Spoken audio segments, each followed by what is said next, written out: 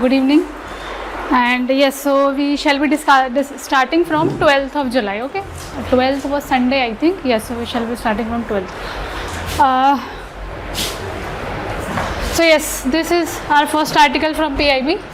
This article talks about the credit-based scheme for the community who belongs to the scheduled caste. So here basically the article discusses that since the government has provided various credit-based schemes for the scheduled caste, so the development of development of people under scheduled caste community is improving. So actually this topic is important from prelims as well as mains point of view. So here I have added some data also which is given in PIB, that what is the status of scheduled caste community at present, and then we shall be discussing some prelims oriented points. So here the news is that according to an independent evaluation, a study found that credit-based schemes have improved the entrepreneurship, self-employment and socio-economic conditions of scheduled caste communities. Now, before discussing the development of scheduled caste community, let's discuss the body which is responsible for providing the credit-based scheme. So this is the body, that is National Scheduled Caste Finance and Development Corporation, that is NSFDC. So NSFDC, this body prioritize the incentive based schemes for the scheduled caste communities. So if a person from scheduled caste want to have any loan so that he can start his own business, so this body would help him. So first of all, let's discuss when it was established. So this body was established earlier, it was established in before 1989. This body used to manage the affairs of scheduled caste as well as scheduled tribes. So this thing is similar to, have you read about the constitutional bodies in polity? All the constitutional bodies in polity? No? Okay, so here at national level we have two constitutional bodies. That means those bodies are mentioned in the constitution also. One is National Commission for Scheduled Caste, second is National Commission for Scheduled Tribes. These bodies are mentioned in the constitution. You can go back home and you can read. So before 1989 we had only one constitutional body, that was National Commission for Scheduled Caste. So before 1989 this body used to deal with the issues of scheduled caste also and scheduled tribes also. Now there was a need that we should make a difference between affairs of both the communities. So then in 1989 this body was bifurcated in National Commission for Scheduled Caste as well as National Commission for Scheduled Tribes. So on the same year this body was also bifurcated, because before 1989 this body also dealt with the credit based problems of scheduled caste as well as scheduled tribes. After 1989 this body got bifurcated. So earlier it used to manage the affairs of scheduled tribes as well as scheduled caste. Now after 1989 everything changed, it solely worked for the empowerment of scheduled caste. Understood? So before 1989 it dealt with the affairs of both the bodies, and finally decision was taken place in 2001 that let this body manage the affairs only for the scheduled caste. Now next thing is that this is wholly government owned corporation. That means 100% stakes of this body is with the government of India. That means this body is a public sector enterprise. We call its enterprise like PSUs, right? So this is a PSU because 100% stakes belong to the government of India. Now next thing is that under which ministry it would be working. So it would be working under Ministry of Social Justice and Empowerment. So please don't confuse that though it is a financing body, it would come under Ministry of Finance. Since this financing body works for the welfare of scheduled caste, which is an important part of social justice, that's why this body would work under Ministry of Social Justice and Empowerment. Now let's discuss its other functions. So its first function will be to provide the financial assistance for the income generating schemes through the state channelizing agencies. For example, this is a person A from scheduled caste community, and now this person has the demand of loan so that this person can start his own business. So this body which we are discussing, NSFDC, this NSFDC will not give loan directly to person A. This NSFDC, first of all, this will contact with the state channelizing agencies. Channelizing means distributing the funds. So first of all, this body will communicate with state channelizing agencies, and these agencies will verify everything and they will give loan to A. Credit means loan, giving loan. So this is a credit giving agency. Next thing is that it also supply funds to for the economic empowerment of scheduled caste community whose family income is up to 3 lakh rupees. So if the family income is 3 lakh or less than that, so it would be providing other kind of funds also. This is about the loans and this is about the other kind of funds. Next thing is, it is governed through the board of directors, and here the representation will be from central government, state government, etc., etc. So each and every representation is not important for the exam. Just have an idea that it has a representation from central government, it has a representation from state government, as well as it has a representation from some outside members. The members who are outside from government, those members are also included here. Now, so this would come with the mains perspective. So just now we discussed in the context that according to the recent finding, the status of scheduled caste communities is improved. So this is that data. So if you want to write, if you want to write this data, so you can just round off and you can write. Like the data says, around 90% used loan for the intended purpose. That means if you want loan, so you have to give some objective to the bank that for this purpose I am taking the loan. So every time this does not happen, that for the purpose which you have told to the bank, for same purpose you are using the loan. Sometimes it happens you can divert it to other thing. So here the bank is expecting that the objective which you have set to us, you are using loan for the same purpose. Next thing is, around 75% became self-employed. So this is an important point with respect to mains. If you want to write, you can just round it off. Here you can write around 90%. Here you can write around 75%. Around 80% reported improvement in social status. So whenever any question is asked under GS paper 2, you have subject as the social justice. So if any question is asked with respect to social justice, you can easily quote this data.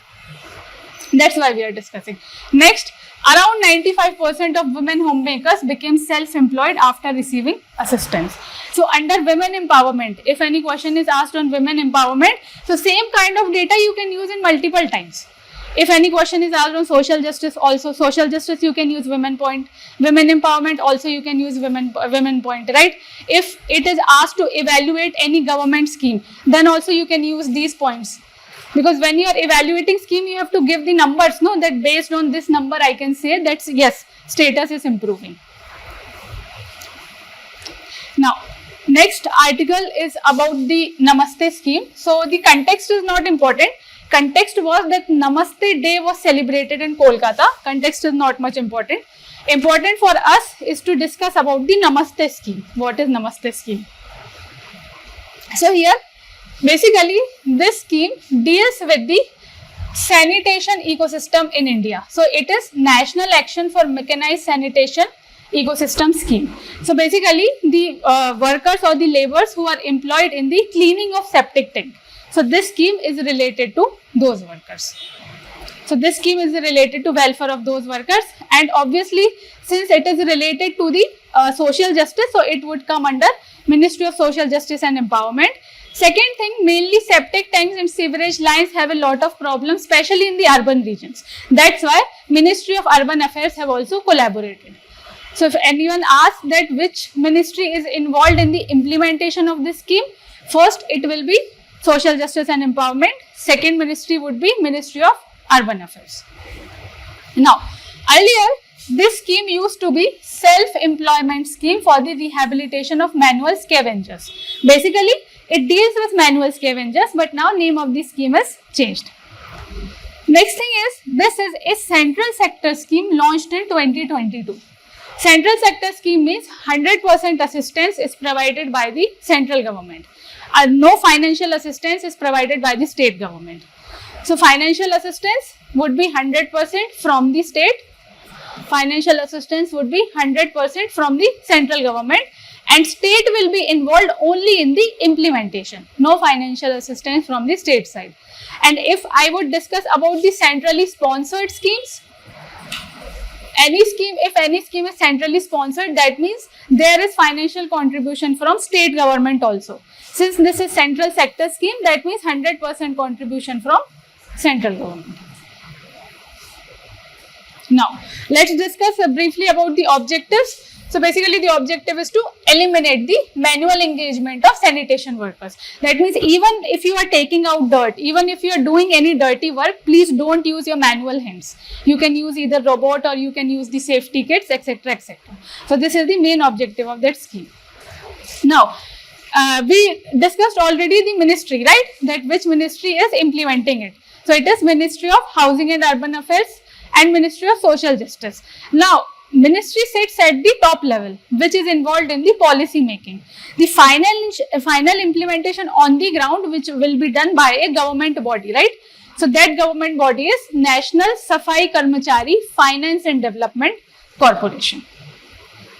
Now, this is a homework for you. You have to search the legal status of this body.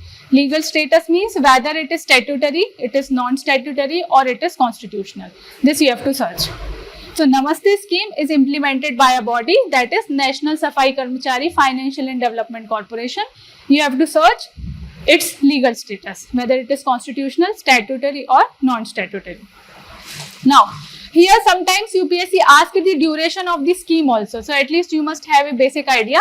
So, 2025-26 was the last year.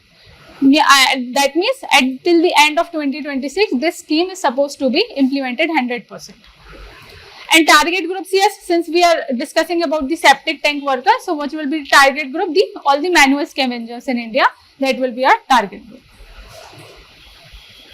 Now, quickly I will discuss about the components of the scheme. What all components? Because sometimes UPSC asks a question on components or the details also. So, first component will be profiling of sewer and septic tank workers. Profiling means, see, if you want to launch any scheme for beneficiary group, you must have the idea that how many persons are there in that manual scavenger group, right? You must have the idea about their social status. That if you have the idea of social status, then you can launch any scheme, no? That their condition is not good, we must launch some scheme. So, because of that, you must need some kind of database, right? In this database, each and everything will be recorded. Based on that, you will be launching some scheme. So, this is the meaning of profiling. Profiling means maintaining a database. Next thing is health insurance. So, all the workers, all the manual scavengers in India, they will be covered under Ayushman Bharat Jan Arogya Yojana. That is the health insurance scheme in India. Okay. So, here you will be provided the health coverage of 5 lakh rupees.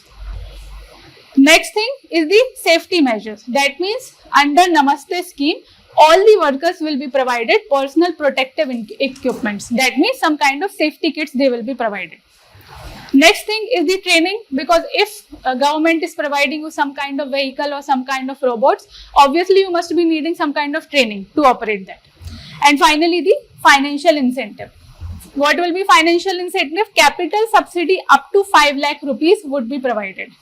So see, maybe someday you think that let us leave this job, let us buy some kind of vehicle and I will start my own startup related to this septic cleaning thing.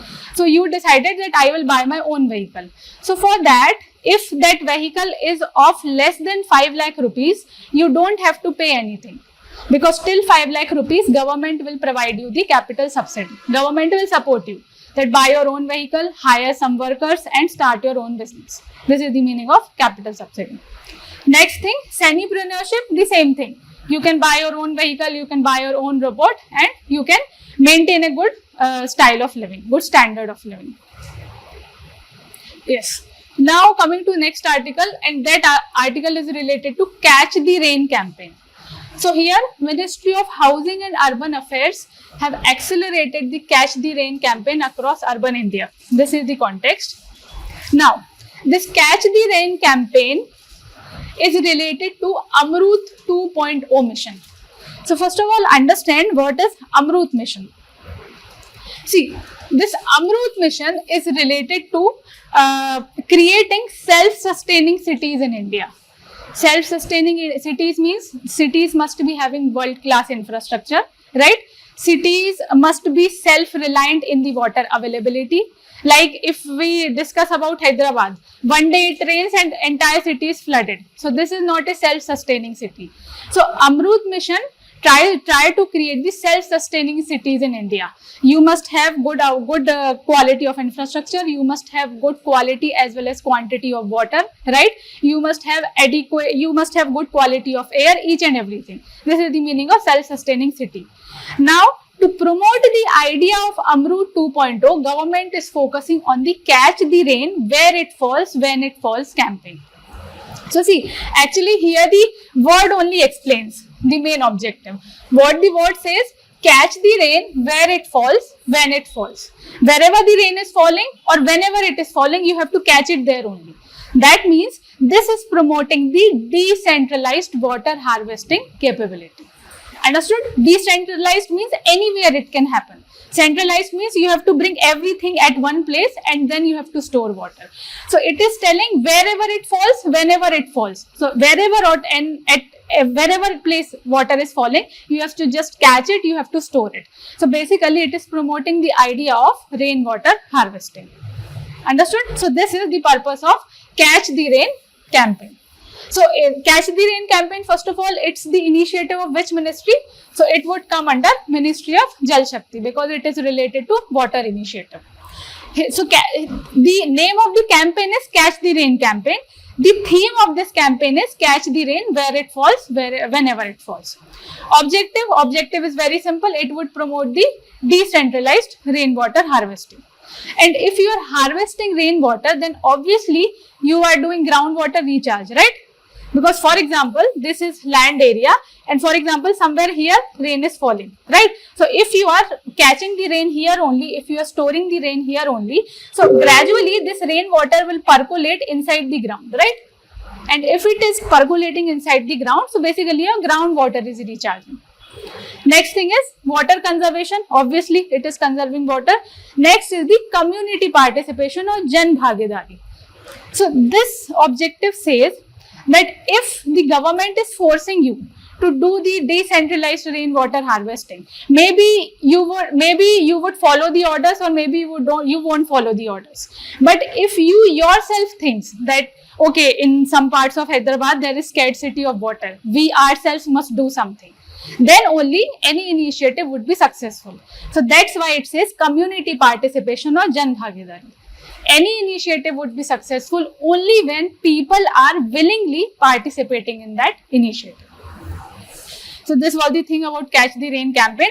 Now, what we discussed in context, to fulfill the objectives of Amrut 2.0, we are discussing the Catch the Rain campaign because Amrut mission, what Amrut mission says that we want self-reliant cities, and one important component of self-reliant city is the water self-reliance. That's why we had discussed the Catch the Rain campaign. Now we discuss about Amrut mission, that is Atal Mission for Rejuvenation and Urban Transformation. So since it is related to urban transformation, what will be the ministry? It would be Ministry of Housing and Urban Affairs. Now, if we discuss about the objectives, so there will be various objectives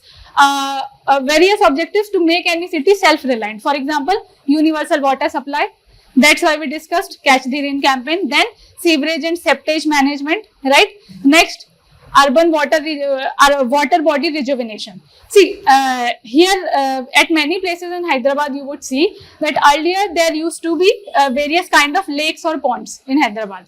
But since the builders or contractors do not have a large area of land to build the buildings, what they would do, they would put a lot of sand or rock particles in this lake. They would fill this lake completely, and on this lake only the buildings would be developed.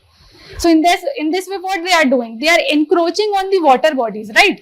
There is some significance of all the water bodies which are at present in Hyderabad or for that matter in any place. So you should not do that, because in case of any floods and all, these water bodies will only protect us. If there is any rainfall or heavy amount of flood, these water bodies will absorb a lot of water. So in that case, this complete city of Hyderabad won't be flooded. Here we don't have any lakes or ponds or something to absorb the water. So that's why it's one of the objective is to rejuvenate the water bodies. Next is the urban water security. Urban water security, rainwater harvesting is very good example how you can secure the rainwater, right? Next, promotion of circular water economy. That means you are not wasting a lot of water. For example, according to a recent study, the sewerage water, right? The municipal water, municipal waste water, if you treat that water, you can recover around 30% of potassium from that sewerage water. And that potassium you can use in the agricultural fields for the plant growth. This is the meaning of circular water economy. That you are not wasting the water. Even if you are not using for bathing or drinking purposes, you can use for some or the other purpose. Just don't waste the water. And if I take a very, very small example that we use in our daily life, for example, if you are bathing using the shower, or if you are bathing using the bucket and mug, there is a very large difference in both these. Because if you are using the shower, you are wasting a lot of water. So see, if you are mainly focusing on water conservation and water security, so each and every person in India, they must think on small points where we can conserve the water. So this is the main objective of this Amrut scheme. See, what government can do, government can just give the policy guidelines, right? But here, people participation or Jan Bhagidari is actually required. Because government would not enter in your homes and they would force you that don't do this or don't do this, right? So we ourselves have to take the initiative to make any government scheme successful. Yes, so here we'll discuss some of the key components of Amrut scheme. First is the Jal Shakti Abhiyan Jan Bhagidari, that means the people participation. Next is the shallow aquifer management. Shallow aquifer management, for example, this is your concrete road, right? And these are some of the buildings near the road. And there is no drainage nearby. This is road and just adjacent to road we have many buildings. Now if rainfall comes, entire city would be flooded, right? Entire city would be flooded. Now shallow aquifer management says we would be digging small wells near these buildings or adjacent to the roads. So now the water which was flowing here, that water would be going inside the ground. Shallow means we are not digging deep. We are just digging so that this water can reach the ground level. That's it. Understood? Next is the water body rejuvenation. This we already discussed. That what all water bodies earlier existed and you encroached on that body, at least you must rejuvenate those bodies. So this was the overall Amrut mission as well as Catch the Rain campaign. Now, next article is about the Digital Threat Report 2025-26. Yes, so here this digital threat report is released by Ministry of Electronics, and this digital threat report mainly focuses on the BFSI sector, that is banking, financial services as well as insurance sector. So for prelims, not many things are important, but I have added few things which you can note for prelims as well as mains. First of all, let's discuss the key findings of the report. Digital threat report, that means basically we would discuss about the cyber threats in India. So report says that there is AI asymmetry in India. That means artificial intelligence asymmetry. So for example, you are a cyber attacker, right? And she belongs to government. Now, AI asymmetry says that the speed with which you are attacking on the government system, that speed is very high, but government system is very slow in responding. Why? Why you could attack in very faster manner? Because you are using artificial intelligence. So, artificial intelligence is good also, but artificial intelligence is making the attacks faster also. That's why we are saying AI asymmetry. Next thing, shrinking the threat cycle. Shrinking the threat cycle means, for example, on day one, you realized that something unusual is happening in my system. And maybe after 1 month, you realize that everything is gone from my computer. So here the threat cycle was of around 30 days. But now that threat cycle is shrinking. Maybe on day one, you realize something unusual is happening. On day 3, everything is gone from your system. So that this report says that because of AI, emergence of AI, this cyber threat cycle has been reducing. Next thing is some common threats the report have discussed. What are some kind of common cyber threats? First is the social engineering. Maybe someday I would call you, right? I would call you and I will impersonate like the police officer. And I would say that there is some problem in your Aadhaar card. So because of that, I would be requiring your phone number. And being on the call, I would ask that some OTP has come to your phone, please share that OTP. Or maybe someday I would call you and I will threaten you that I am from CBI, and if you don't transfer this amount of money, so you also don't know what will happen. So these are techniques which are used in the social engineering. So the report says, digital threat report says that this practice of social engineering is increasing a lot. Next thing is the credential threat. Credential theft means similar thing. If I call you and if I just tell you that you have to transfer the money. Or next thing is, for example, if you are using any UPI app, right? So if you are using the UPI app, so on that app, a message will be displayed that you don't have to enter the PIN to receive the money. If you are entering the PIN, that means you are sending the money. Understood? So in that way also, this thing is exploited by the fraudsters. Next thing is the supply chain attack. Supply chain attack, for example, this is Peninsular India. That means these are ports of India. So you already know that in the ports of India also we use the IT infrastructure, right? All the ports are digitized nowadays. Now, for example, here somewhere if we talk about Mumbai, because of any cyber attack, a cargo which has to reach to destination A, because the fraudster have changed the information, now that cargo is reaching to destination B. What would happen? Maybe the cargo would get lost, or maybe the cargo would be reaching to any other destination. What would happen? Financial losses. So this is a very simple example, supply chain attack. Any big kind of attack can also happen on supply. Supply chain means what all chains are involved from the product, if your product is reaching from factory to the final consumer. So between that, what all things are involved, those are supply chain, right? So fraudsters can disrupt any part of your supply chain. Understood? So these were the major findings. Now, let's discuss some of the bodies, because digital threat report was prepared by Indian Computer Emergency Response Team, that is CERT-In. So what is the objective of this body? For example, you reported any cyber threat. So since you experienced any cyber threat, this is the first body to which you will report that I experienced cyber threat, or my data is lost, or someone is demanding ransom. So you will report to this body. What will be the duty of this body? This body will respond immediately. This body will take the revenge or anything this body will do, but this body would be responding. Now it would come under which ministry? So it would come under Ministry of Electronics, right? Next, so it will be the National Nodal Agency for responding to the cyber security incidents. Now, which act or which rule has provided this body this duty that you have to respond to the cyber threats? So this is provided by the Information Technology Act of 2008.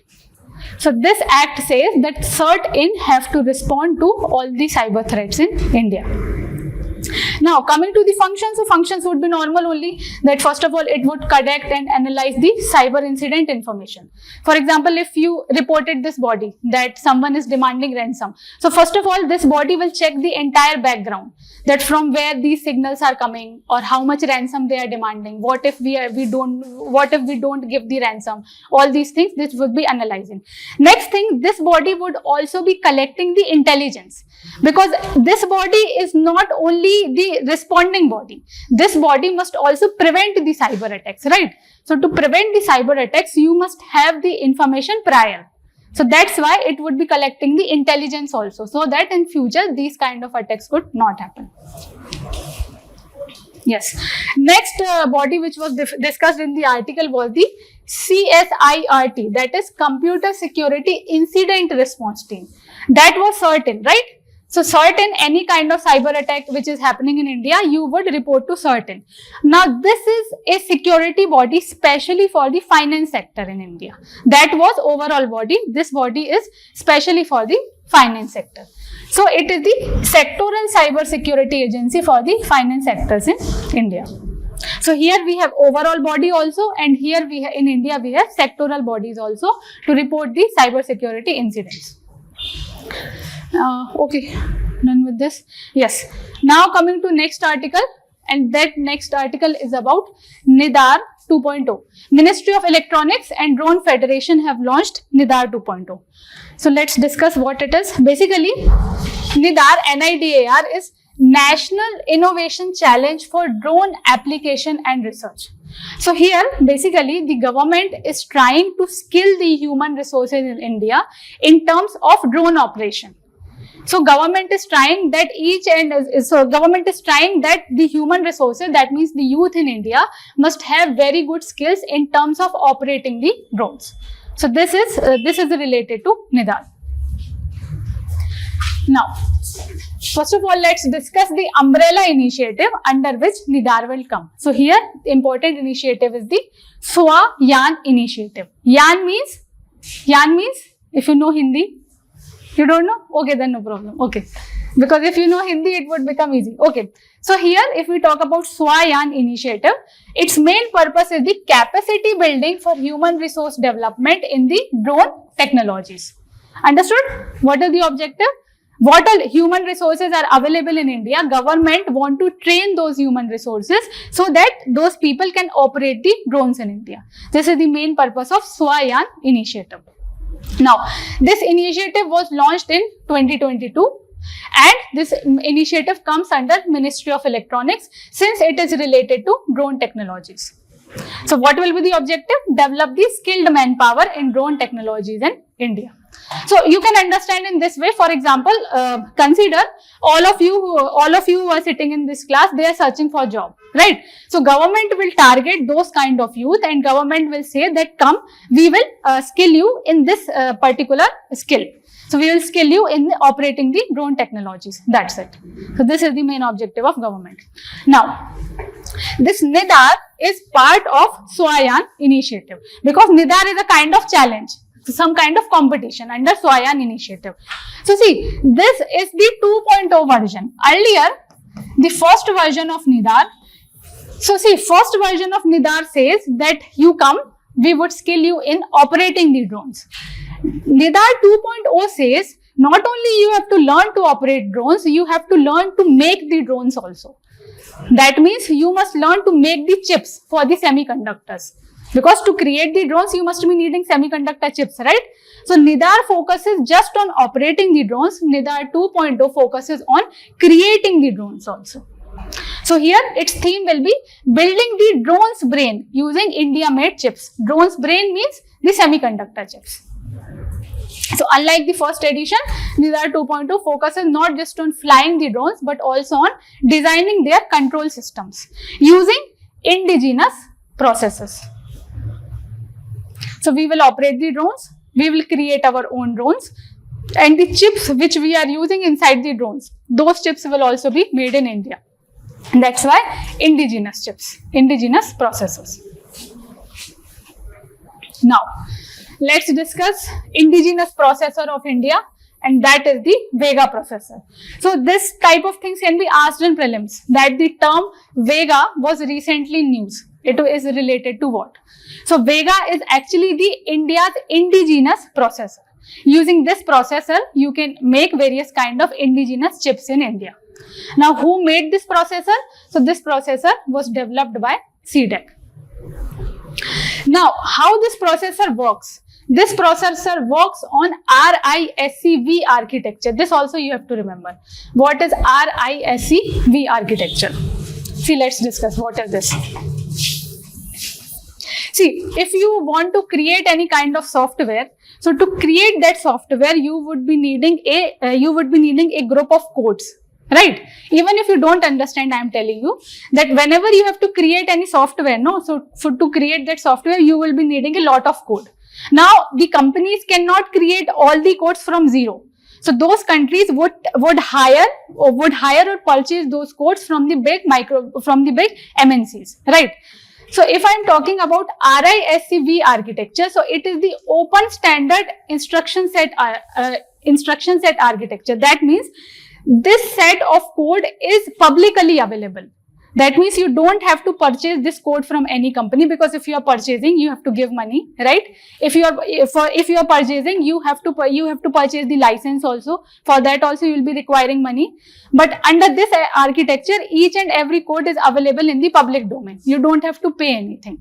So this would be good for the startups in India, right? That if you are starting new business, you don't have to put money in this thing. So one thing you have to remember, what is Vega processor? Vega processor is the indigenous processor of India. Now this processor works on RISC-V architecture, and that architecture is the open standard architecture. Open means this type of architecture or coding is available to everyone in India. I think that's it. Yes. So it reduces the dependence on the licensed foreign architecture, because earlier you have to buy that code or particular architecture from any company, that I want to create something. So this kind of architecture acts the foundation of any software. If you want to create anything, if you want to create any software, so for that you will be needing some kind of foundation coding. So everyone cannot do that coding. So what multinational companies do, they just keep that kind of coding just for the sale. If you want that kind of architecture, you can purchase from us, but you have to pay the heavy amount for that. So that's why we have our own architecture, using which you can create your own chips or you can create your own software. Yes. Now coming to next article, and that article is about EPFO scheme, and that is the amnesty scheme. Amnesty scheme, which is launched by Employee Provident Fund Organization.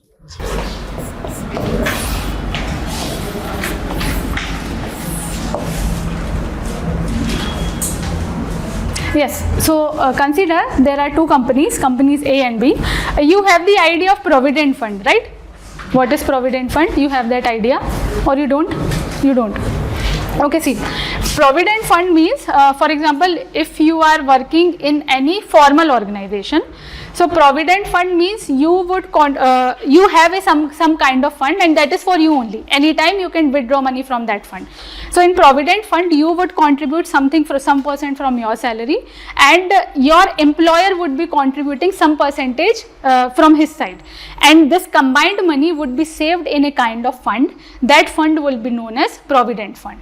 So if you want to withdraw money from that fund from after 2 years, 3 years, 10 years, you can withdraw money. So it's kind of saving for you. Understood? So this is the main purpose of Provident Fund. But Provident Fund is provided only by the formal organizations. Informal organizations won't be providing this Provident Fund. Okay? So now consider this is a company A, and this company A have its own Provident Fund. And if any company is maintaining Provident Fund, then that company must be registered with Employee Provident Fund Organization. There is one government organization in India which regulates this Provident Fund in all the companies. So consider a company A which is depositing its all Provident Fund with EPFO. Now there are some other companies in India who do not give their Provident Fund to EPFO. So what these companies will do? These companies have their own trust. Understood? These companies do not give their Provident Fund to Employee Provident Fund Organization. These companies have their own trust, and this trust maintains the Provident Fund of all the employees which is working in company B. Understood? There are two kind of companies. One company providing Provident Fund and giving to EPFO. One company providing Provident Fund, but it has its own trust. That means here one government organization is involved, here no government is involved. These are the two type of companies in India. Now the rule in India says that if you want to operate the trust on your own, then you must have some kind of exemption under Employee Provident Fund rules in India. Those exemptions are not important for the exam, but the thing is that if you want to operate your own trust, you must receive some kind of exemptions from the government. Then only trust can exist in India. Otherwise, all the companies must be registered with EPFO. But the reality is still many companies are existing in India who have their own trust, who are regulating their own Provident Fund accounts, but still they haven't got exemption. So in a way, this thing would be illegal, right? So that's why government has brought this kind of scheme, that no matter what you have done till now, but we want to legalize all those things which you have done till now. So for example, if any company is operating from 2001 and still till 2006, that company is not registered with the government, then under this amnesty scheme, government will legalize the operations of this company from 2001. so that everything is legalized and nothing remains illegal. Understood what I am saying? So government has launched this scheme so that in the past what you have done. But we want to legalize everything which was done in the past till today. Understood? So here we will be understanding using this diagram also. So here, this is the story that consider from where I would come. Yes. So here consider. So here I already discussed that many kind of companies are already registered with the EPFO, but there would be some companies who are managing their own trust.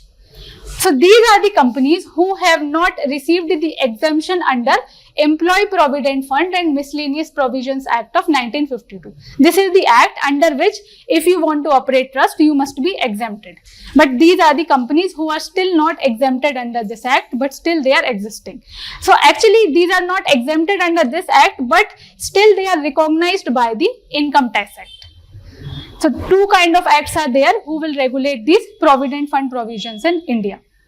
So now that's why government has brought some new rule under Finance Act of 2026 that if company want to exist in India, so that company must justify the provisions of income tax also, and it must justify the provisions of EPF Act also.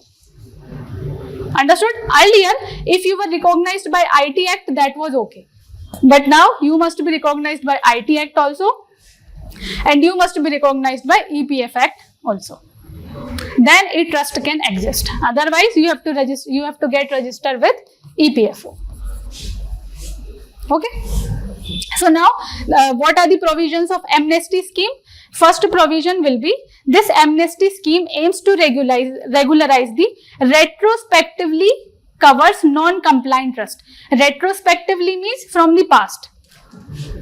For example, if your trust started in 2001, so everything which you have done till 2001, all those things will be legalized. Nothing will be illegal.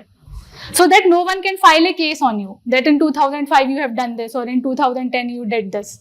So that's why I am legalizing everything which started from 2001. Yes, so this was the amnesty scheme. You understood, right? Amnesty scheme is related to Provident Fund and the companies who have their own trust. Yes. Do companies misuse those provident funds? So there is no legal action against this? Yes, the companies who have their own trust, they might misuse the funds of employees. That's why government want to legalize all those things. Because if government has legalized, still there is irregularity, then you can file the case. That still government is saying that it is legal and still we are not getting back our money. People can file the cases, not a problem.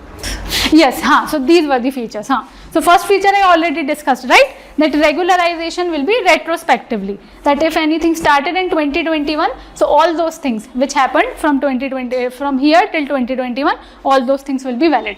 Second will be waiver of certain conditions. Earlier, government kept some conditions that if you want to maintain your own trust, then there must be minimum employees. Then only you can operate the trust, or there must be prior compliance requirement. All those things government have removed. So there is now no requirement to maintain the trust. Just you have to be compliant with IT Act and you have to be compliant with Employee Provident Fund Act. That's it. Next thing is the legal relief.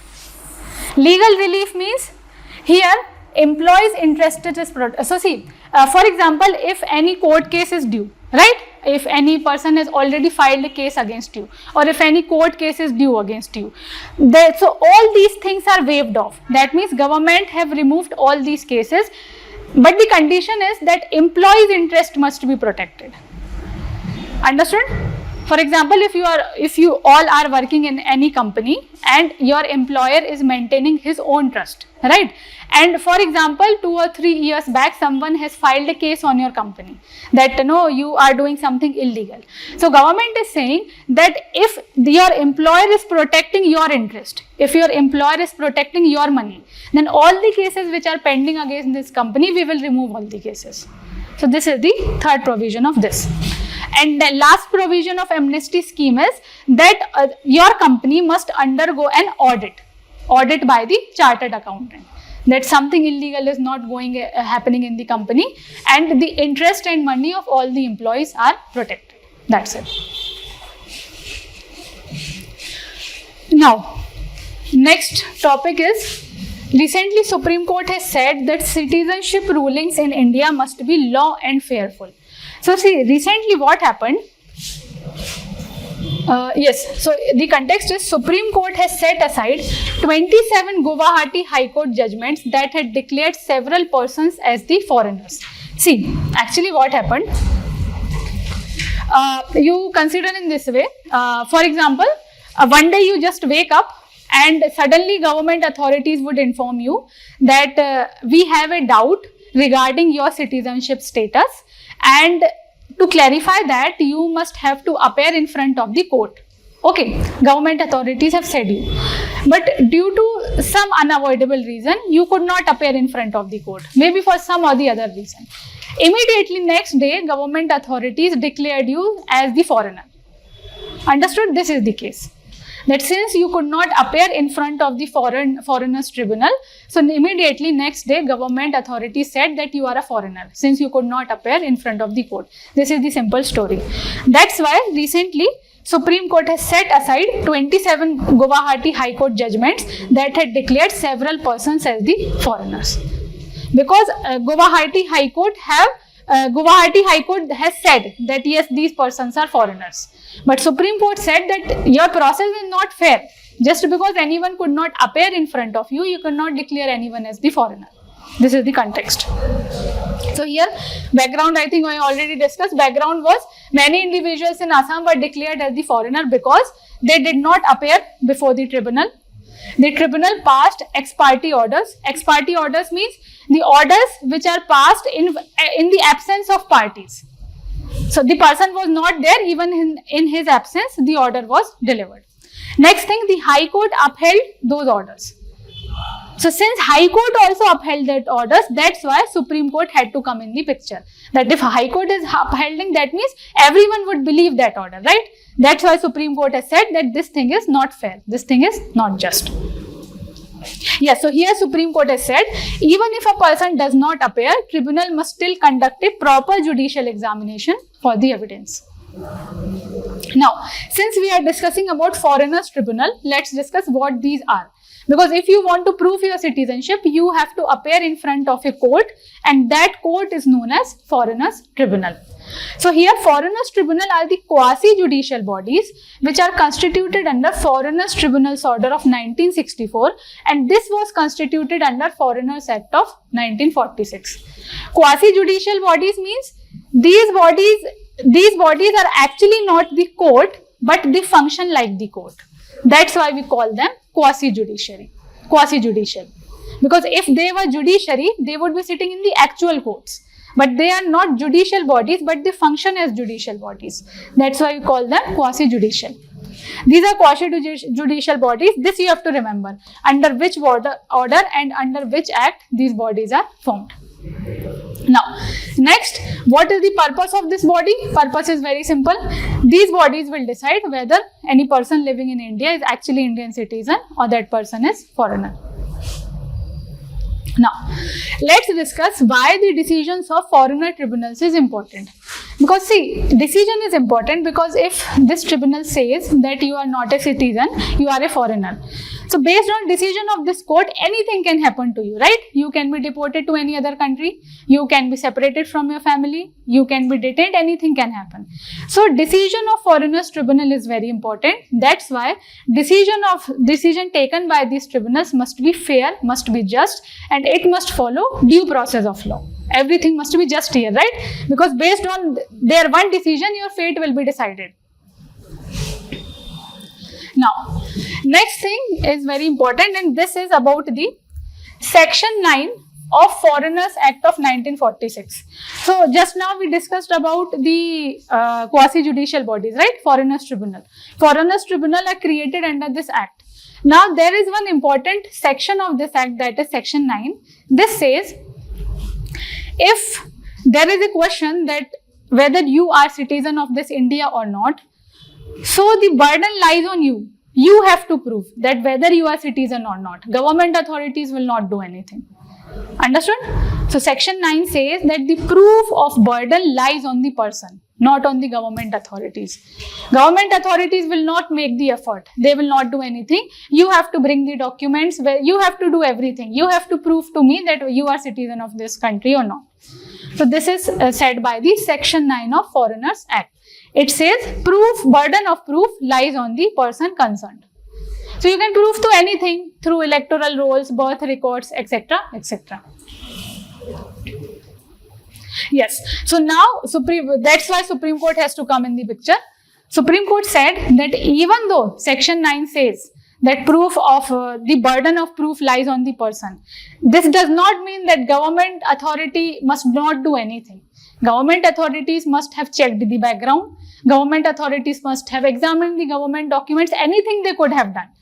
But you haven't done anything, and immediately the next day you declared any person as the foreigner. So this is wrong. This is said by the Supreme Court, and Supreme Court said that Articles 14 as well as Article 21, these both articles are the fundamental rights. This is right to life. This is right to equality, and this is right to life. So Supreme Court has said even if the person is foreigner, then also right to equality as well as right to life apply on the foreigner also. That's why you must follow the fair process, you must follow due process of law. Next article is about the autonomous hill councils in Ladakh. See, here I think we discussed in the previous class also that Ladakh is demanding to be included under 6th schedule of the constitution, because there are various demands of the people in Ladakh, right? For example, more than 90% of population in Ladakh are the tribal population. The culture in Ladakh is very different. The geography in Ladakh is very different. That's why many kind of job opportunities are also not there in Ladakh. The land of Ladakh is also not very fertile, so that you can have a lot of agricultural productivity. So Ladakh is very unique kind of geography, unique kind of region in India. That's why people there are saying that you have to protect our land, you have to protect our people. That's why people are saying that include Ladakh in 6th schedule of constitution. So here, first reason of Ladakh to demand inclusion in 6th schedule, that you have to protect our people, you have to protect our land. Second, what Ladakh is saying, that you must provide more power to the local governance in Ladakh. That means central government must not control everything in Ladakh. Give us also some power so that we can also participate in the policy making. So in a way, people are demanding the strengthening of local governance in Ladakh. Because sitting in AC hall, all the ministers would make a policy, but that policy will not be applicable equally in all the states in India, right? Because at grassroots level, each and every state in India have different kind of conditions. That's why people are saying, okay, you make the policy, but we will change the policy based on the situation which is present in the Ladakh. That's why here people are demanding that you must increase the governance, you must increase the participation of Ladakhi people in the policy making. So here, that's why what happened, recently Ladakh administration has announced 17 new tehsils to strengthen the grassroots governance in Ladakh. So see, first of all, understand this. Yes. See, as you already know, what happened in 2019, this region of India now have two union territories, right? One you have Jammu Kashmir, second you have Ladakh. Jammu Kashmir have its own legislative assembly, but Ladakh does not have its legislative assembly. Since Ladakh does not have its legislative assembly, all the decisions are taken by the central government. That's why Ladakh is demanding we want local governance. So now, earlier, there were only two districts in Ladakh. First district was Leh and second district was Kargil. Only two districts were there. But now government have increased the number of districts to 7. So other 5 districts are, it is Changthang, then Nubra, Zaskar, Sham and Dras. So now there are total 7 districts in Ladakh. So since if you are creating more districts in any place, or you are creating more tehsils or more villages, that means you are improving governance of that region. Understood? Earlier there were only 2 districts. Now since you have 7 districts, there will be different demands of people in different districts. So policies would be made based on the demands of the people. So this was the first thing, that now there are total 7 districts in Ladakh. And second thing is, now there are 17 new tehsils are created to improve the grassroots level governance. So for example, earlier there used to be 2 districts in Ladakh, and for example, you are living in one of the village of Kargil. If you have any problem related to any government scheme, you have to travel 100 or 150 kilometers and then you will reach the district headquarters. But since now new tehsils are created, maybe from your village you would travel only for 10 or 15 kilometers, because you have to reach the tehsil headquarter. You don't have to travel all the way to the district headquarter. So in this way, you could say that in this way grassroots level governance will improve. Next thing what is done, extension of Ladakh Autonomous Hill Development Framework to the 7 districts. Earlier there were 2 districts, right? So for those 2 districts, we had Ladakh Autonomous Hill Development Council. So this council used to address all the demands of the local people. So earlier there were 2 districts, now there are 7 districts. So it is saying that this framework is now extended to all the 7 districts in Ladakh. This we will be discussing, that what is the function of this council. And continued discussions on providing constitutional safeguards through customized model under Article 371. This we discussed in previous class, that Ladakh is saying that keep us in 6th schedule. But government is saying that we will not keep you in 6th schedule, but we will make a separate provision for you and we will keep you under Article 371. Understood? Yes. So we discussed this. Now let's discuss about the Ladakh Autonomous Hill Development Council. Earlier these councils used to be in 2 districts. First is Leh, second is Kargil. Now in other 5 districts also this council will be there. So what are these bodies? These are the autonomous local self-government institutions created to provide greater administration and autonomy. Autonomous means some kind of independence. Whatever policy central government is making, they can modify that policy based on the requirements of the people. Second thing is, these are the statutory body created under the same act. Same act means Ladakh Autonomous Hill Development Council Act of 1995. These bodies were created. That's why they are considered as the statutory body in India. Why these bodies are created, I already discussed. Because in many ways, Ladakh is different from other states in India, from other states or other union territories. Yes. Now let's discuss Article 371. Because government is saying we will not include you in Schedule 6, we will include you under Article 371. So first of all, let's have a brief discussion of 6th schedule. Yes, so tell me which 4 districts are included under 6th schedule? Yes, northeast only. Northeastern which states I am asking? Yes, very good. So 4 states are included under 6th schedule. So government is saying that 6th schedule is a part of constitution, right? And under 6th schedule, if you read the constitution, these 4 states are mentioned in the constitution: Assam, Meghalaya, Tripura, Mizoram. Now government is saying that if I include Ladakh also in 6th schedule, then I have to amend the constitution, right? And that amendment would be huge. If you are making constitutional amendment, that's not easy. That amendment must be passed through a special majority. That would become very difficult. That's why government is saying, please don't ask to change the constitution. We will add you in Article 361. That's it. Second thing is, if you look at the location of Ladakh, so Ladakh have the boundary with China, right? And we don't have very friendly relations with China. So if ever there would be a time that military have to be deployed in Ladakh, and if you provide lot of independence to the people in Ladakh, it would become very difficult for the central government to control the Ladakh, right? Because if military has to be deployed, that means central government would be giving the orders. But if here people are not listening to the central government, people have their own kind of independence, then it would be difficult for the military to be deployed here. So security is the second kind of reason why government is not giving a lot of independence to the people in Ladakh. Now, see, people in Ladakh are demanding the inclusion in 6th schedule. One of the important reason is the autonomous districts councils. the 4 states who are present under the 6th schedule, all those 4 states have the councils which are known as the autonomous districts councils. These councils, first thing, these councils are constitutional bodies, right? In constitution, these councils are mentioned. Because they are mentioned in the constitution, they have a lot of protection, they have a lot of independence. They can do many things. They don't even inform to central government, they can do many things on their own. That's why Ladakh is saying we don't want those hill councils, we want these kind of autonomous districts councils.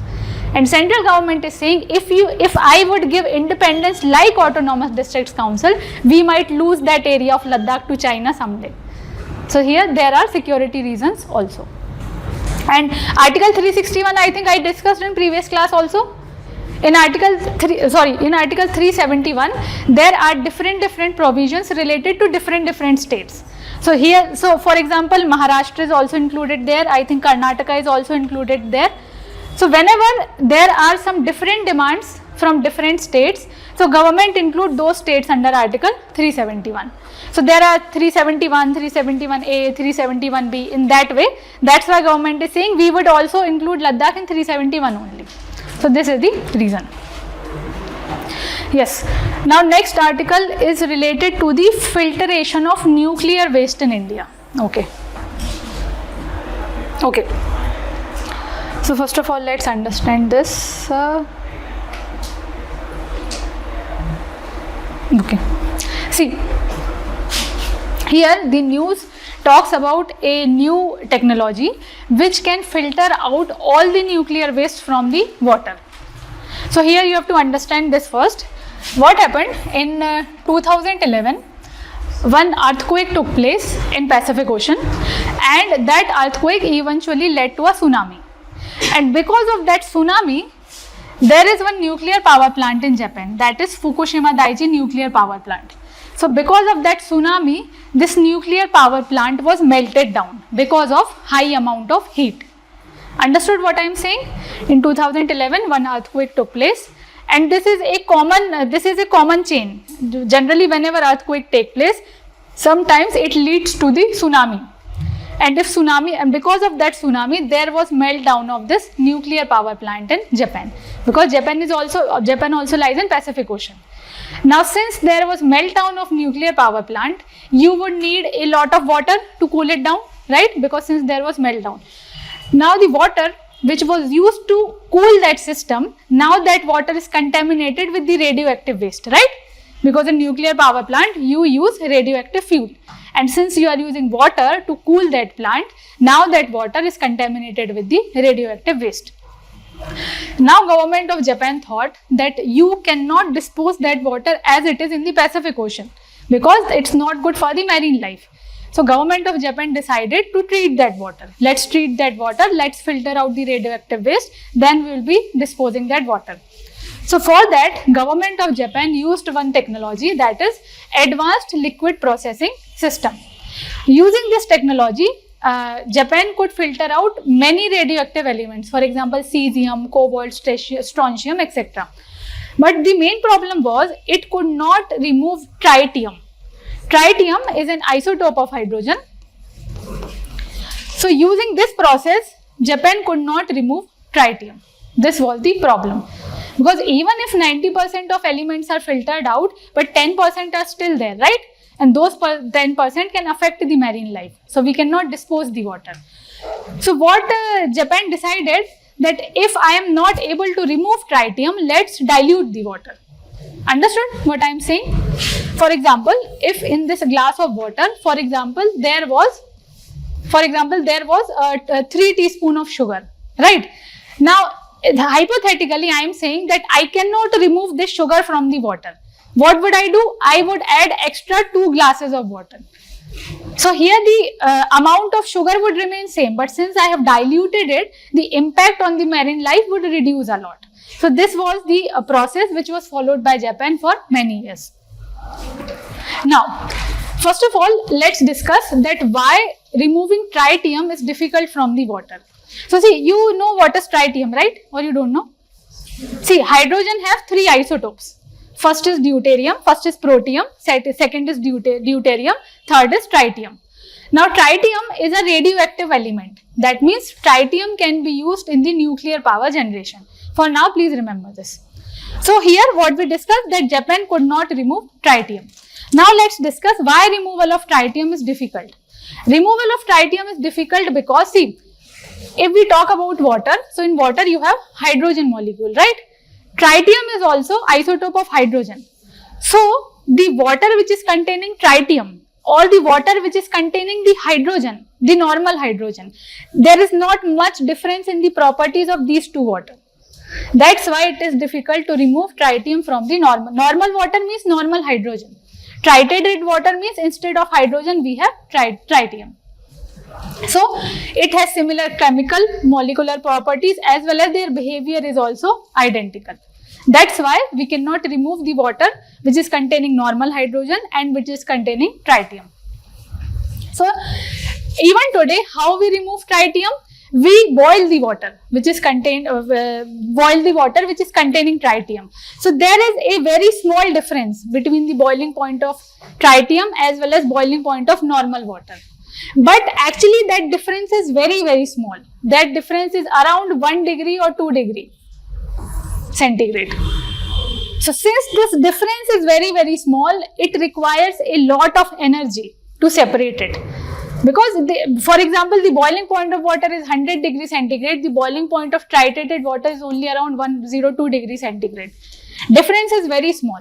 So even if you boil the water, you have to boil it for longer period of time and that process would be energy intensive. So this is the overall problem with tritium. So now we have come with a solution.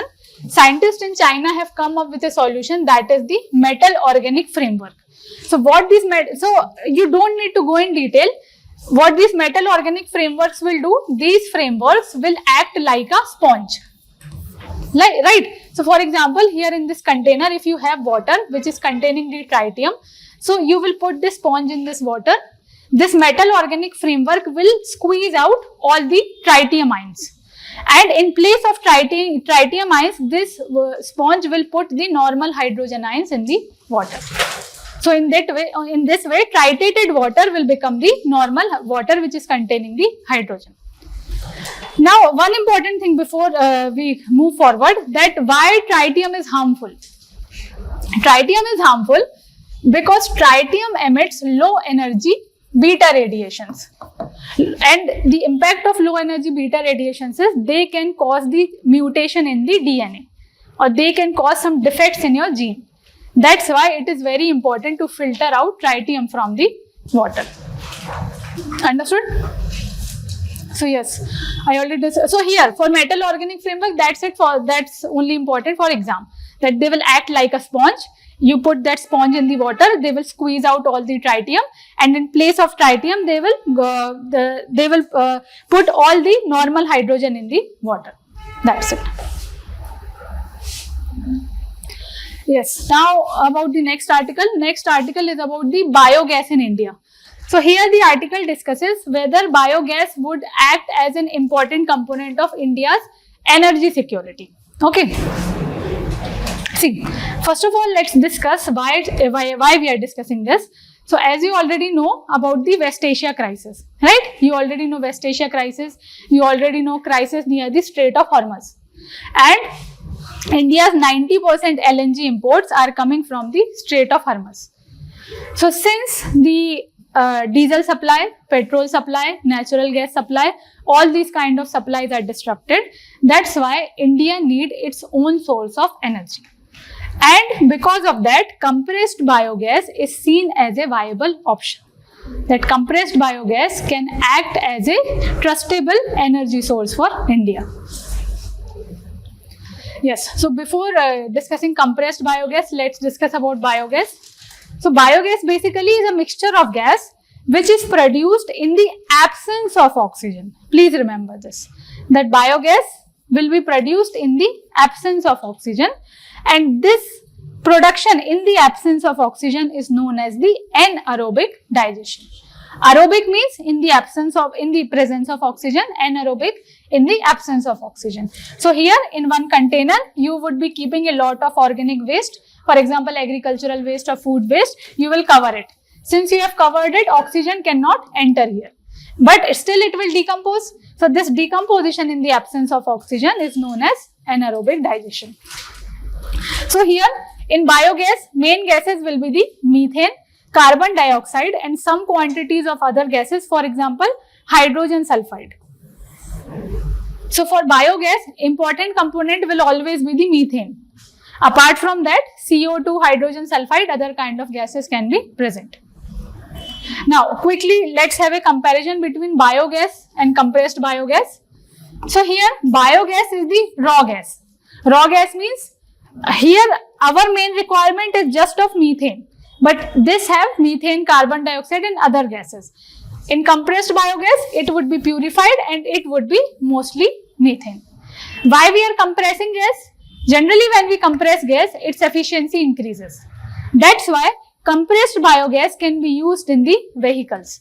But the raw biogas cannot be used in vehicles. That's why we could use it only for the cooking purposes. Yes, now government have one initiative, that is Satat initiative. Full form is Sustainable Alternative Towards Affordable Transportation. So here its objective is to create the compressed biogas plants in India. Okay, since we are discussing about biogas, that's why we are discussing about this initiative. So target is government have to establish around 5,000 CBG plants through private participation. So whenever you read about any scheme with respect to prelims, please focus on these values. Because actually this 5,000 is very easy to remember, right? So whenever any numerical data is given in any scheme, so please try to remember that numerical data. So main objective of Satat scheme is to create 5,000 CBG plants through private participation. Next article is about the Govardhan scheme. So here main objective is converting waste into wealth to promote a circular economy. That means this initiative says you use all the agricultural waste, you use all the food waste, you use all the other crops from the agricultural field, and using all these things you create biogas. So this is the purpose of Govardhan scheme. That means you use all your waste and you convert that waste into energy. So that thing we will be calling as circular economy. Okay, so this is the main purpose of Govardhan scheme. Full form is Galvanizing Organic Bio Agro Resources Dhan. Not important, you can just remember Govardhan. Important thing is it comes under which ministry? So this is an initiative of Department of Drinking Water Sanitation under Ministry of Jal Shakti. Yes. Now next the article discusses, though compressed biogas plants are very important for India, but still the progress has been very, very slow. So here first reason is high initial investment.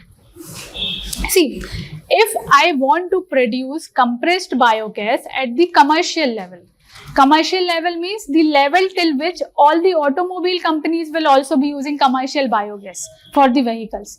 To reach that level, you would be requiring a lot of time, you would be requiring a lot of money. So that's why high initial investment is required and no one is ready to invest in such a risky business. Understood? Second thing is biomass collection. Biomass collection means agricultural waste, food waste, all these things. If you want to create biogas to such a commercial level, a lot of biomass collection would be required. You have to create a separate supply chain just to collect the waste. That is also very difficult in India. Next thing is the limited financing. That means even if you want to set up your CBG plant, banks will not be giving you loan. Banks will give you loan only if they have trust that you would be repaying the back. But if this is a very risky business, banks will also not give you loan. Next thing is a poor infrastructure. If you want to run this kind of compressed biogas plant, you would be having a good quality of infrastructure. Otherwise, after 1 year only, you have to shut that plant. Understood? Next is the low private investment. Because of the risky nature of this business, private investment is very low. Because private parties are not concerned with whether it is doing social welfare or not. Mainly private parties are concerned with the profit. That's why the complete solution is government have to invest. No one is ready to invest here. That's why progress has been very, very slow. Now, here I would be discussing two kind of case studies. Actually, you can use it in your mains answer. First of all, I would be discussing about the Germany case study. Then we will be discussing about the Denmark case study. And then we will be concluding that which model is good for India. So here if I talk about Germany's experience, so Germany also knew that compressed biogas is important for the self-reliance of energy in Germany, right? So what Germany did, Germany collected all the waste from agriculture, from kitchen, everything. Apart from that, Germany started cultivating maize because maize can produce a very good amount of biogas. So Germany cultivated a lot of maize to generate the biogas. But the impact of that was the land on which all the food crops, all the fruits and vegetables were grown. On that land, farmers started only to cultivate the maize because there was a profit. So what was the result? There was crisis of food security. No food grains were cultivated. Only maize was cultivated, and because of that, no food grains were there. Eventually, there was no crop diversity. Food crops reduced and government had to impose limits on the maize use. This is the Germany model. Coming to the Denmark model. Denmark discouraged use of food crops. You make compressed biogas but don't use food crops. Use non-food options. For example, waste. So here, Denmark, instead its biogas plants mainly used livestock manure, agricultural waste. This reduces the competition between food and fuel. Because if you have fuel security, you don't have food security. There would be no one alive to use that fuel, right? So always there is a conflict. Whenever you are talking about the biogas or some of the sustainable options, no, there is always debate on this, that whether it is impacting the food security or not. So here conclusion is that if India want compressed biogas plants at the commercial level, India must use the Denmark model, not the Germany model. Yes, please try to solve this question. Yes, answer. B. Everyone B? B, that means third is wrong. They are constitutional. Okay, they are not constitutional courts, right? They are formed under an order. Constituted under order. They determine whether a person is foreigner under Indian law or not. Okay, so B.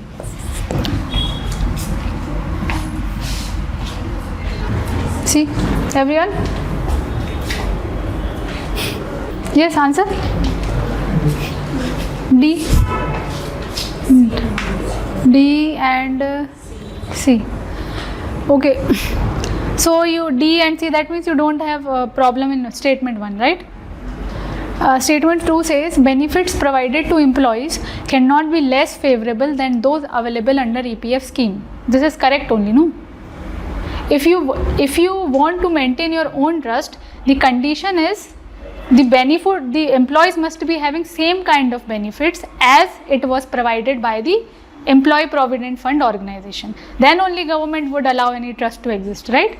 That means the interest of employees would be protected. Understood? And third, exemption is okay, section I haven't mentioned. Actually, section is not even important for the exam. Exemption is granted under EPF and Miscellaneous Provisions Act of 1952. So this act you have to remember.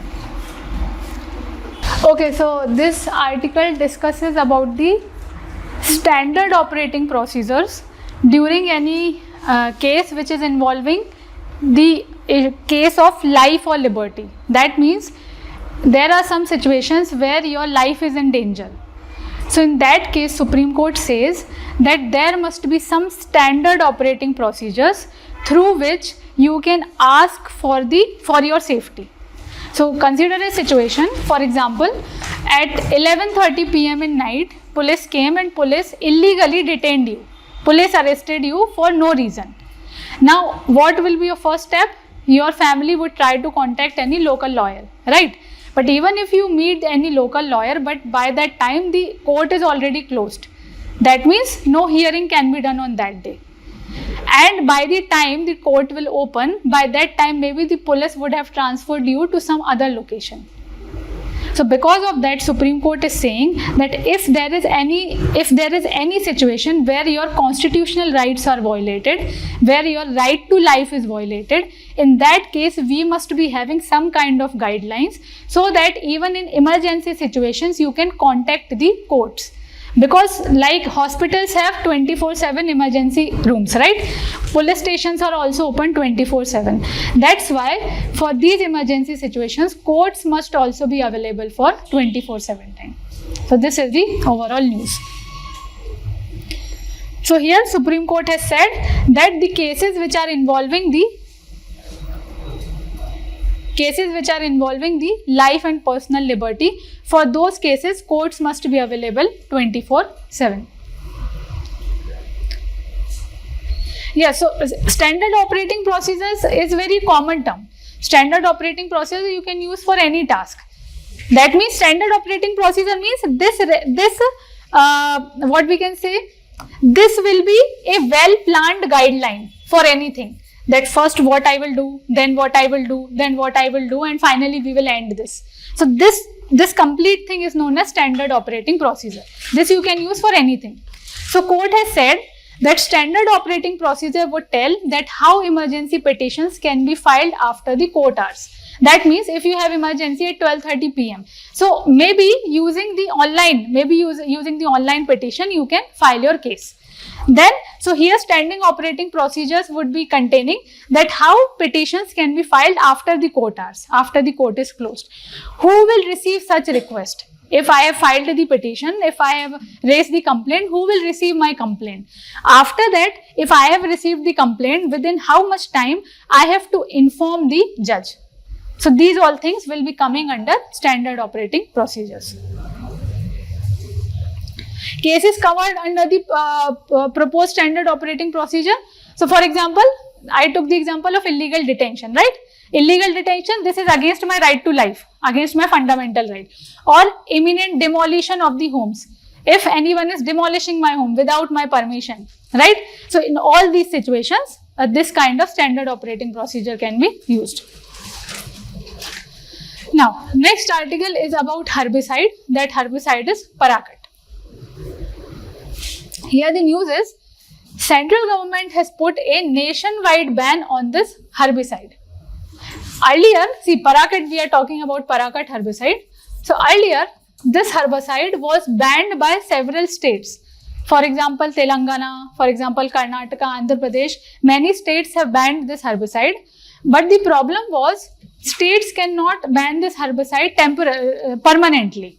Because till now, central government had not banned this herbicide. Maybe state government can ban it for 2 months. Again, after 2 months, farmer would start using. But now, central government has put a nationwide ban. That means no state in India can use this herbicide.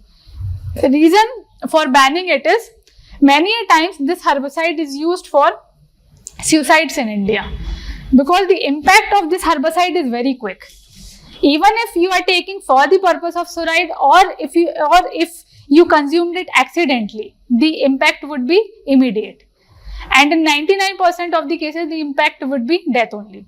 That's why government have banned this herbicide. So yes, if we discuss about this Paraquat, full name is Paraquat dichloride. So this is a non-selective contact herbicide. Contact herbicide means the part of the plant which is in contact of this herbicide, only that part of the plant will be killed. The entire plant will not be killed. So that's why we call it as contact herbicide. Its main purpose is to kill the unwanted weeds and grass. So by the name herbicide only you can understand. Next thing is commonly sprayed, okay. It destroys the green parts of the plants by disrupting the photosynthesis. So if I am saying that this herbicide is killing plants, so how it will kill the plants? It will disrupt the process of photosynthesis.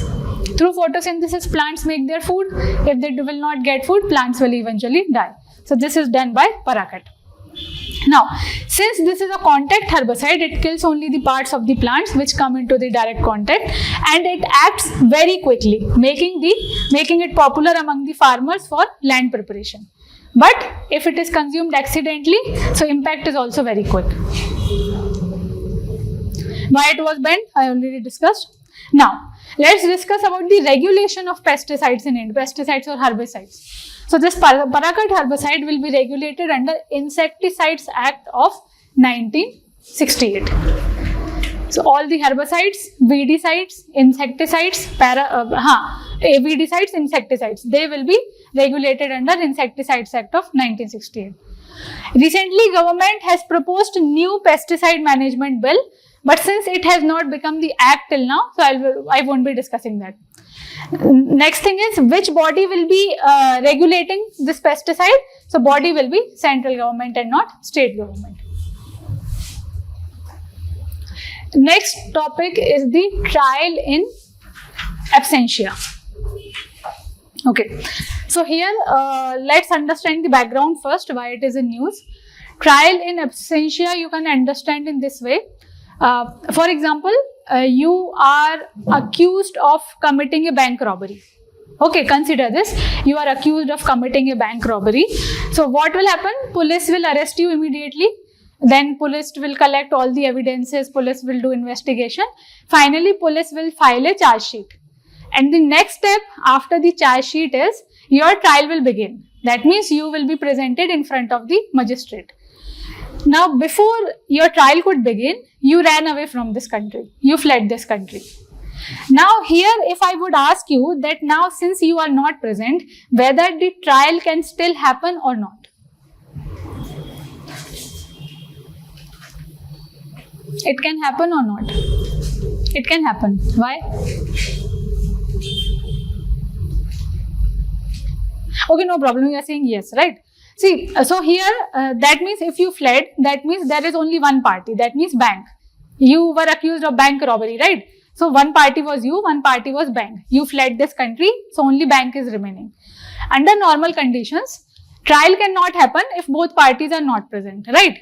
But if under special circumstances, under special conditions, trial can happen even in your absence. And that trial which is happening in your absence, that trial is known as trial in absentia. So this provision of trial in absentia is under Bharatiya Nagarik Suraksha Samhita, that is BNSS 2023. Okay. So Bharatiya Nyaya Suraksha Samhita says that under special circumstances, even if the accused is not present, then also trial can happen, because I want to provide justice to the bank, right? Bank is the second party. So even if you are not here, I cannot delay the trial. I cannot delay the justice. I have to provide the justice to the second party. This is the main purpose of providing trial in absentia. But important thing about the trial in absentia is that it's not like the day you fled this country, the day you ran away, next day only I will start the trial in your absence. No. Here also, accused will be provided various safeguards. For example, first of all, court will issue 2 arrest warrants. That means, first of all, efforts will be made that police can arrest you and police can bring you in the court. So here I am making the efforts. Now court is making the efforts. First of all, I will issue 2 arrest warrants. After that, I will publish your name and your photo in newspaper. After that, I will be informing your family. Notices, your posters will be everywhere. Even after doing all these things, even after 90 days, if police cannot arrest you, now I can begin trial in absentia. That means government will make all the efforts that first of all, let us arrest you, you come back in the court, trial can start. But even if after 90 days we are not able to arrest you, so you will be declared as a proclaimed offender. If after doing all these things, police is not able to arrest you, then that accused will be declared as a proclaimed offender. Proclaimed offender, meaning of proclaimed offender will be that you willingly left this country. You willingly are avoiding the justice. We tried all the efforts, you willingly left the country, right? You are willingly avoiding the justice. That's why now we are beginning the trial in your absence, that is trial in absentia. So after that, after 90 days, what will happen? So even after all these things, you will be provided some security.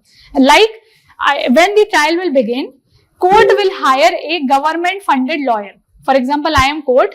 So even in your absence, I would hire a government funded lawyer. That means the funds will be provided by the government. and that lawyer will represent my interest. If I am not there, that lawyer will present my interest, and in that way court will hear the sides of both the parties and court will pronounce the judgment. Okay, so this is the complete story of trial in absentia. Yes, so legal basis I already discussed that this is mentioned under section 356 of Bharatiya Nyaya Suraksha Samhita or BNSS 2023. This provision allows courts to continue the trial even when the accused is absent, but only under strict conditions. So what were those conditions? Conditions were the accused must have been declared as a proclaimed offender. Only after that you can start. Then accused has willfully absconded to evade the trial. That means you willfully left the country. And next, there is no immediate possibility of arrest. If there is no possibility, let's start the trial in your absence only. Safeguards I already discussed. Yes, now if you come back to India after 2 or 3 years, if you come back to India and if you are not satisfied with the decision of the court, you can make an appeal against that decision. Okay, you can make an appeal, but also to make that appeal, first of all you must appear before the court. Then only you can question that decision. Okay, next article is about the India-UK trade deal. So here not many things are important. Recently, India-UK Comprehensive Economic and Trade Agreement came into effect, and second kind of agreement was the Double Contribution Convention.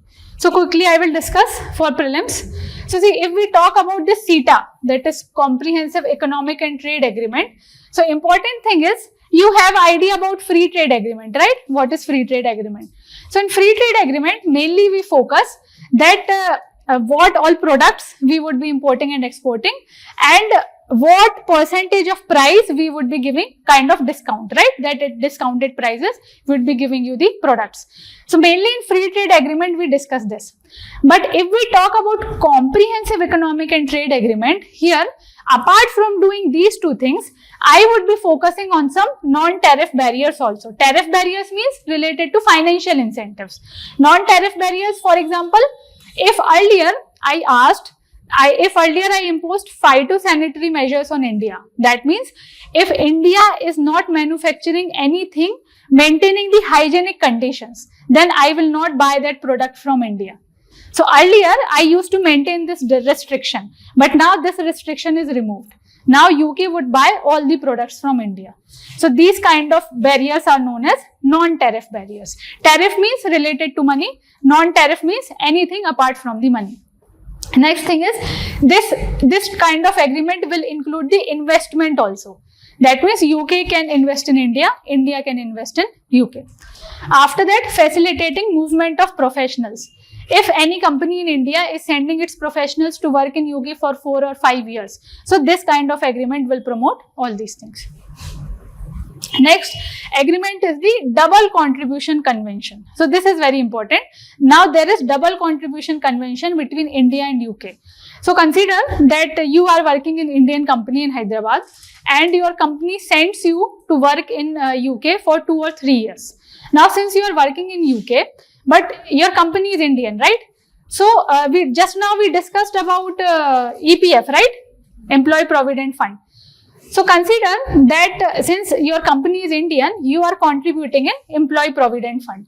Some percent you will contribute, some percent your employer will contribute.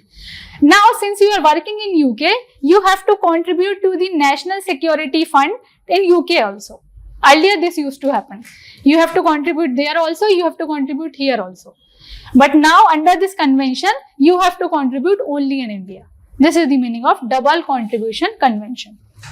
Double Contribution Convention is a social security agreement between India and UK. Objective is to prevent double payment of social security contributions.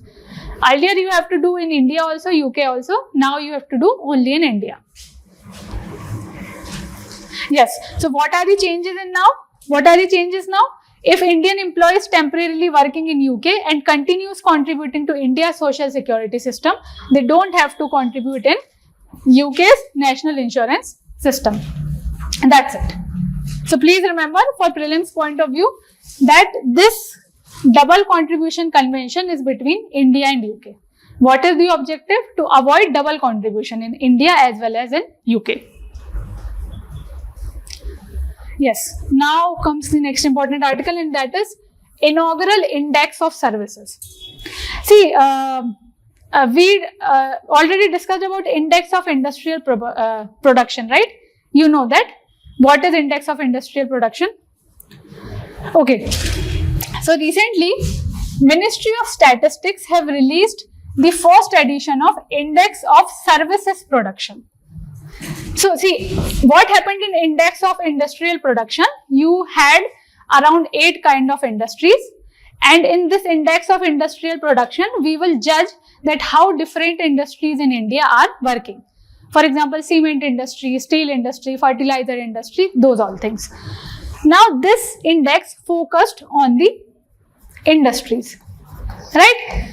Now this index would be focusing on the services sector, because mainly there are 3 sectors of economy, right? First is agriculture, second is industries, third is services. IIP focuses on the performance of second sector, that was industries. This index would be focusing on the third sector, that is services.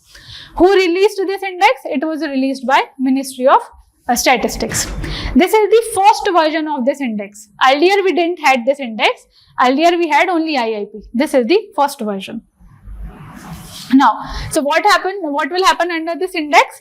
Please remember, this is a monthly index. It would be released every month.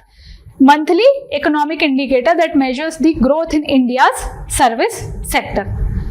So, what all service sectors can be there in India? For example, banking sector, right? Insurance sector, real estate, coaching sector, all these are the services sector in India.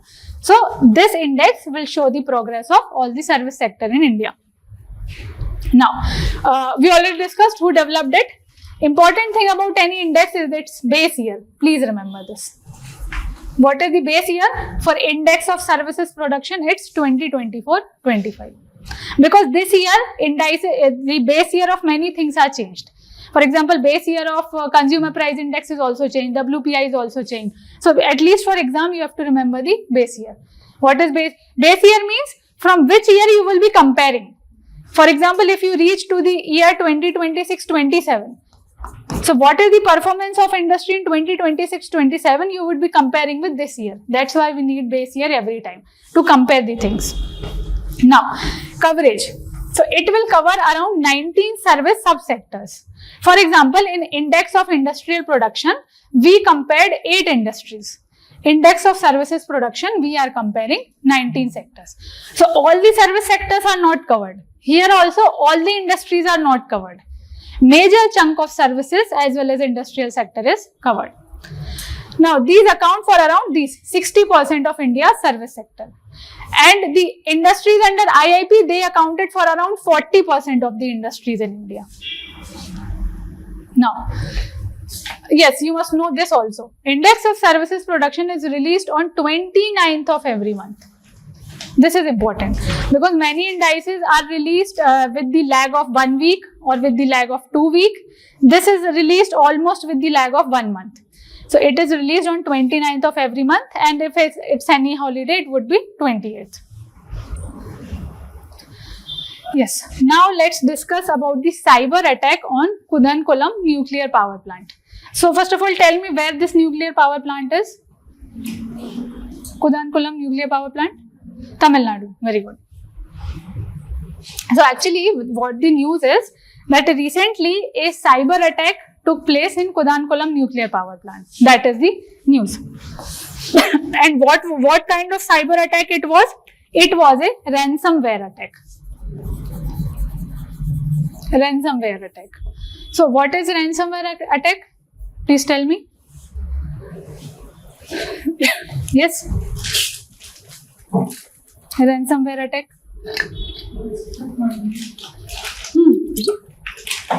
Very good. So the word ransom means money. You are asking for money. So ransomware attack means I will steal anything from your computer. I will hack your system. I will steal all the credentials. Then I will call you. I will say that if you are not giving this amount of money to me, I would be leaking this information in the public, or I won't be returning that data back. That means I am asking for a ransom. That's why it's called ransomware attack.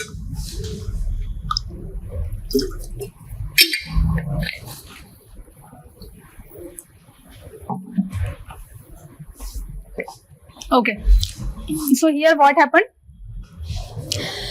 That data of various systems functioning under nuclear power plant, that data was stolen by the hackers.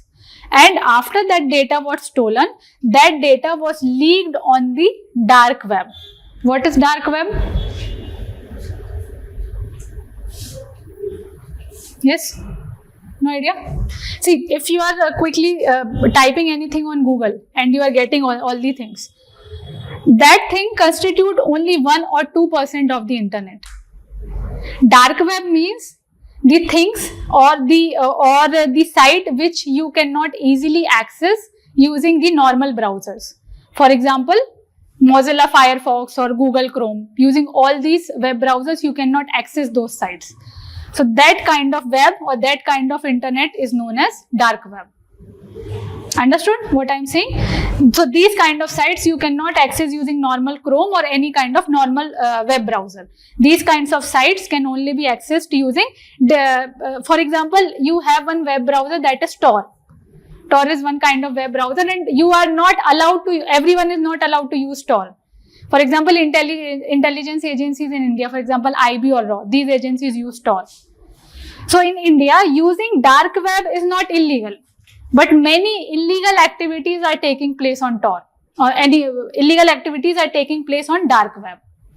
Understood what I am saying?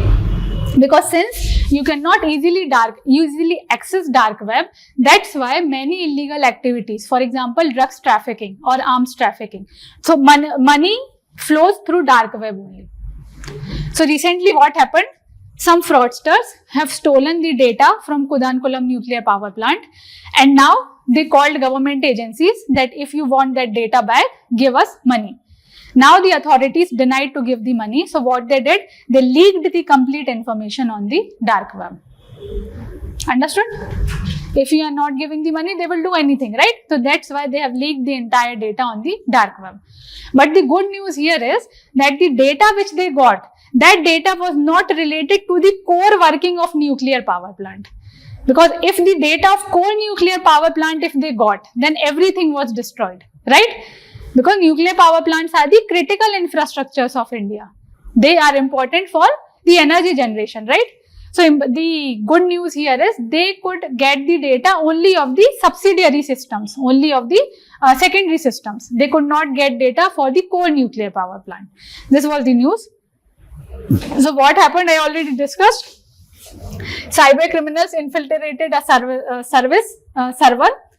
Now the leaked data files were uploaded to the WorldLeaks, a dark web platform used by the ransomware operators.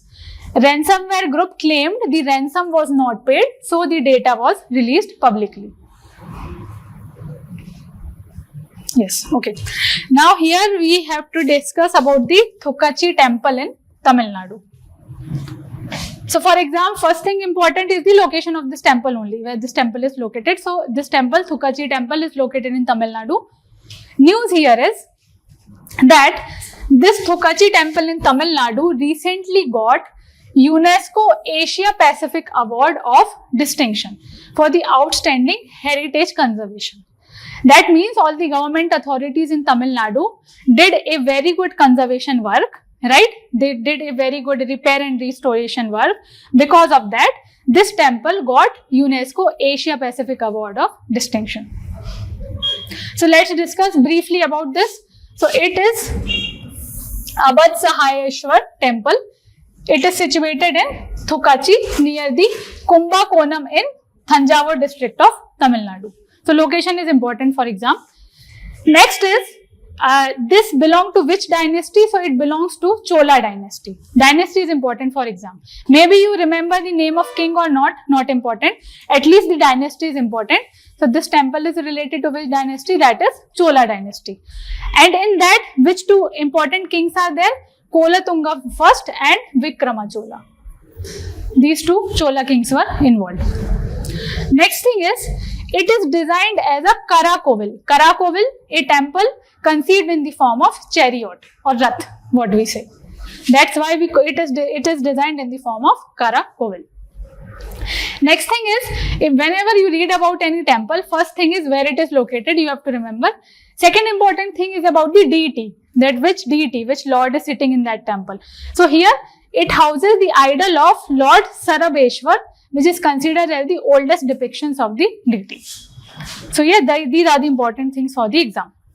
Now, next article is about important scheme of government, and that is Parivartan scheme. So here, not many things are important. Actually, the main objective of this Parivartan scheme is to replace the old trucks in India, because whenever the trucks are old, their pollution would be more, right?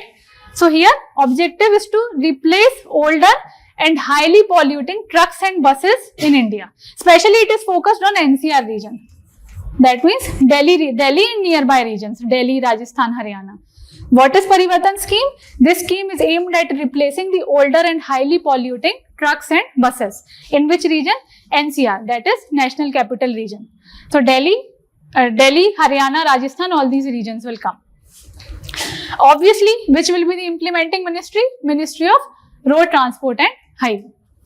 After that, funding is not much important, but yes, in NCR region, Rajasthan, Haryana, UP and Union Territory of Delhi. So this complete will comprise the National Capital Territory, NCT. Yes, I think this was not much important. I would leave this. Yes, this is important. Recently, India has achieved major milestone at Codex Commission. So this is important. First of all, let's understand the context. So recently, 49th session of Codex Alimentarius Commission was held in Geneva. So first of all, we will be understanding what is Codex Alimentarius Commission. Codex Alimentarius Commission is a body which deals with the food standards in all over the world. What should be the quality of food? What should be the quality of fruits? What should be the quality of vegetables? What should be the amount of moisture in the leafy vegetables? What should be the quality of spices in any country? So all these things, whenever you are importing or exporting any food product, the quality, the specifications of those food products are set up by this body that is known as Codex Alimentarius Commission. Understood? So recently, 49th session of CAC took place in Geneva. That's what we discussed in the context. Next thing is, under this commission, 3 global codex standards were set up for the large cardamom, coriander as well as vanilla. We will be discussing this. So first of all, let's discuss about this commission. Who established this commission? It was established by 2 bodies. First was Food and Agricultural Organization, FAO, and second is WHO. So who established Codex Alimentarius Commission? FAO as well as WHO. Next, year is important for the exam. Year, in which year it was established? 1963. Objectives: to protect the consumer health. How? They will specify what will be the quality, what should be the quality of food products which you are importing as well as which you are exporting. Ensure fair practices in the international food trade. Develop science-based food safety and quality standards. That means the quality of specifications which you are giving, there must be some scientific reason behind that. That if you are saying that in coriander 10% moisture will be there or 20% moisture will be there, you must provide some scientific evidence for that. Next, harmonize food standards across the country. That means all the countries in the world will be having same kind of specifications. That if I am importing or exporting coriander, 10% moisture will be there. That's it. So here, what is India's achievement at this 49th session of Geneva? Achievement is that since India insisted, 3 international standards were adopted. First was for large cardamom, second was for coriander, and third was for vanilla. Why India insisted on common specifications for these? Because, for example, this is India and this is country 1, 2, 3.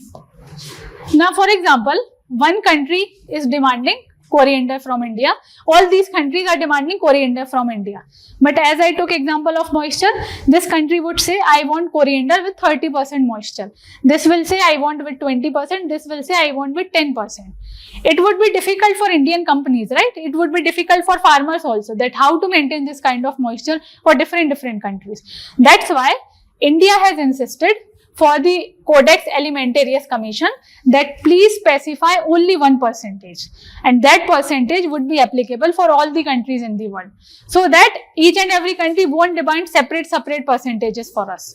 So same thing was done for large cardamom, same thing was done for coriander, and same thing is done for vanilla. Now this is a homework for you. You have to search which country is the largest producer of vanilla. Vanilla is a kind of spice.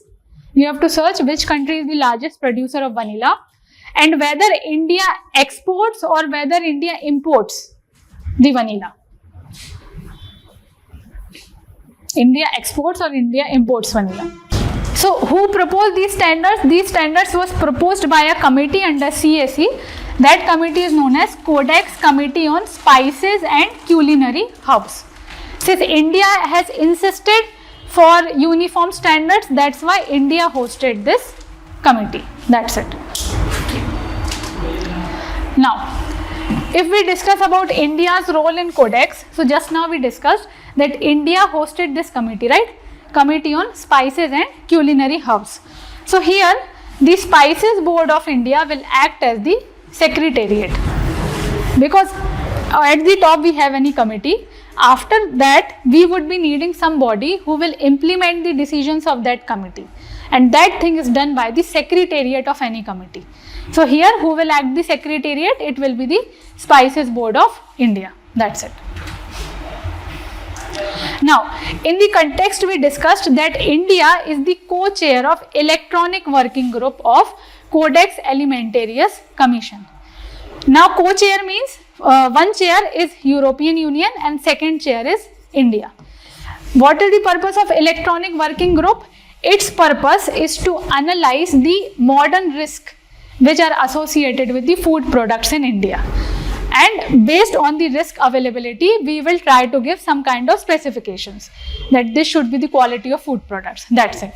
Work of the Electronic Working Group is to do the risk analysis for the new food products in which are emerging. So since India is co-chair means there will be two chairs. One chair is European Union, already written, and India also now acts as the chair. Yes. Next is, actually this is very good development for India. Recently, Skyroot, which is private space agency in India, has launched Vikram 1. Vikram 1 is India's first privately developed orbital rocket. See, you know what is rocket, right? Rocket is used to launch the satellites. Earlier, PSLV or GSLV, which are rockets of ISRO, they used to launch various kind of satellites.